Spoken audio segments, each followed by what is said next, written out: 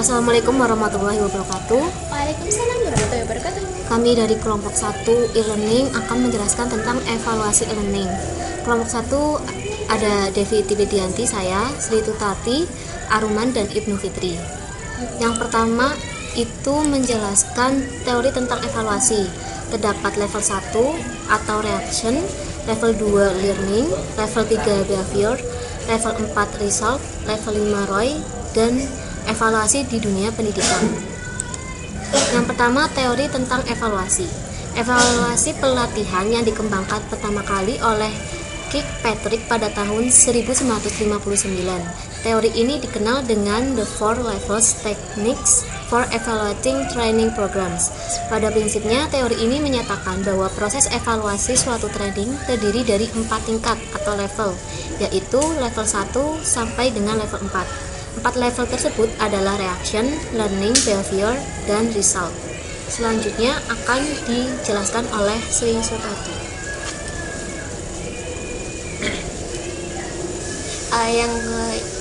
Yang kedua ya ini ada level 1 atau reaction. Evaluasi level ini mengukur tingkat kepuasan peserta setelah mengikuti training. Selain itu, untuk mengetahui opini dari para peserta mengenai training yang diikutinya, cara yang biasa dilakukan adalah meminta para pesertanya itu untuk mengisi sebuah kuesioner yang berisi pertanyaan-pertanyaan tentang reaksi dan kesan mereka atas penyelenggaraan training tersebut. Dalam banyak hal, penilaian reaksi mengindikasikan besarnya kepuasan peserta. Banyak evaluator mengkritisi penilaian reaksi akibat subjektivitas ini. Akan tetapi, peserta training lah yang mengetahui dan merasakan seluruh proses pelaksanaan training yang diikutinya. Sehingga untuk mengetahui tingkat kepuasan penyelenggaraan training harus mendapatkan informasi dari peserta training.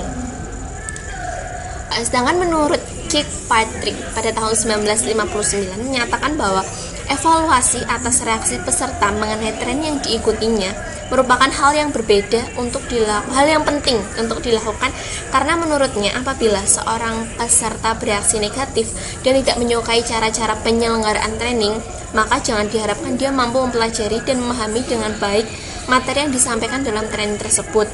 Hal-hal yang dievaluasi pada level ini antara lain mengenai materi training, instruktur atau trainer, fasilitas yang disediakan, waktu penyelenggaraan, serta metode yang digunakan dalam training tersebut. Yang ketiga, yakni level 2 atau learning. Tujuan evaluasi tahap ini adalah mengukur sampai sejauh mana materi yang diberikan selama pelatihan telah dipahami, dihayati, dan diingat para peserta. Pengukuran biasanya dilaksanakan dalam bentuk tes yang dilakukan sebelum dan sesudah training. 3 dominasi kompetensi yakni knowledge, skill, and attitude merupakan hal-hal yang diberikan dalam sebuah training. Oleh karenanya, evaluasi pada level ini juga menekankan pada seberapa jauh pembelajaran atau learning peserta atas materi training dalam konteks meningkatkan kompetisi mereka. Kirkpatrick menekankan pentingnya dilakukan evaluasi ini karena menurutnya jika seorang peserta tidak dapat memahami dengan baik materi yang diberikan, maka jangan harap peserta tersebut akan terjadi perubahan dalam behaviornya saat dia kembali ke tempat kerjanya kembali. Untuk mengetahui apakah seorang peserta telah memahami dengan baik materi yang diikutnya, dilakukan pengujian sebelum dan sesudah training atau pre-test dan post-test dengan materi yang sama atau tidak jauh berbeda sehingga hasilnya dapat diperbandingkan. Jika terdapat peningkatan skor hasil post-test dibandingkan pre-test, maka dinyatakan bahwa peserta tersebut telah memiliki pemahaman yang lebih baik sebagai dampak mengikuti training. Nah, untuk presentasi selanjutnya akan dijelaskan oleh Aruman.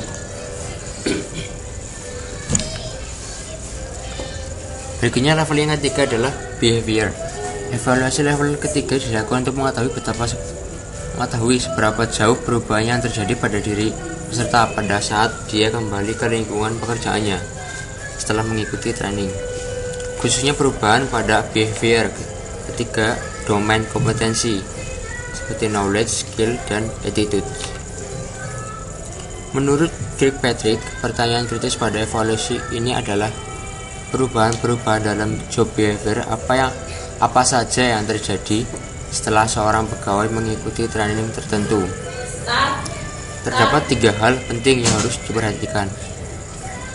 Yang pertama, X peserta tidak dapat merubah behaviornya sampai dia memperoleh kesempatan untuk melakukannya.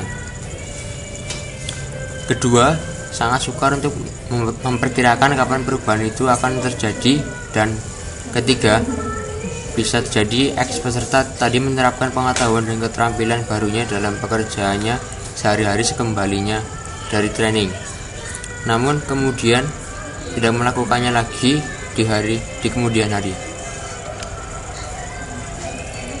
Berikutnya level keempat, yaitu result. Evaluasi ini adalah evaluasi yang paling penting sekaligus paling sulit dilakukan, yaitu sejauh mana training yang dilakukan memberikan dampak atau hasil terhadap peningkatan kinerja X peserta, unit kerja maupun perusahaan secara keseluruhan.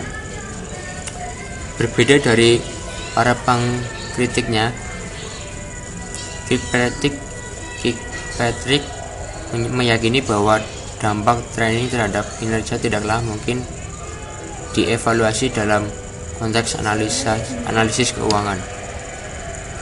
Ada 2 hal yang mendasari keyakinan tersebut. Yang pertama, tidaklah mungkin mengukur result yang diperoleh dari training dalam satuan keuangan untuk kemudian dibandingkan dengan biaya yang dilakukan untuk penyelenggaraan training tersebut.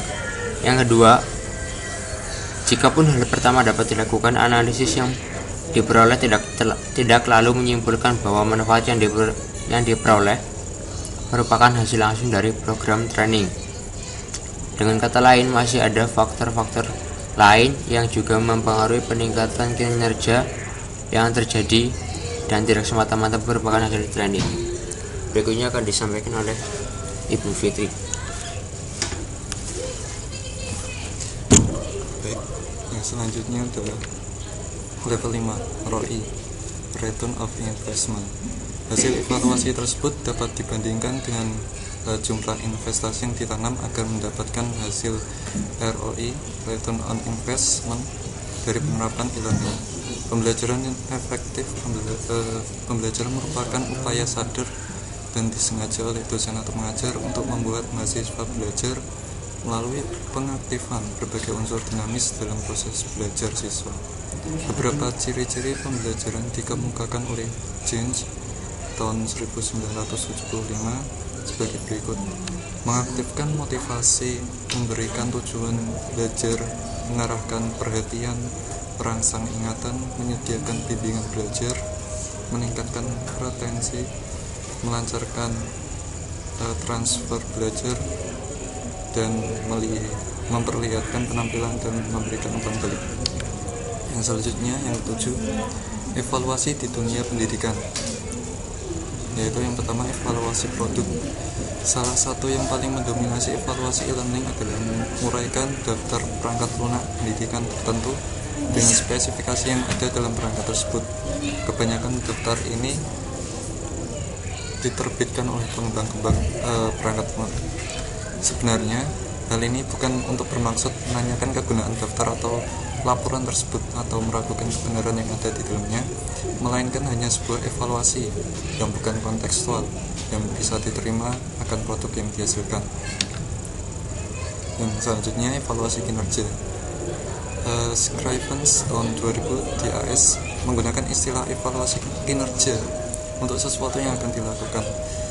Di Eropa disebut sebagai penilaian siswa. Secara singkat dapat didefinisikan bahwa evaluasi kinerja siswa adalah suatu indikator tangguh yang menunjukkan kreativitas penyelenggaraan learning.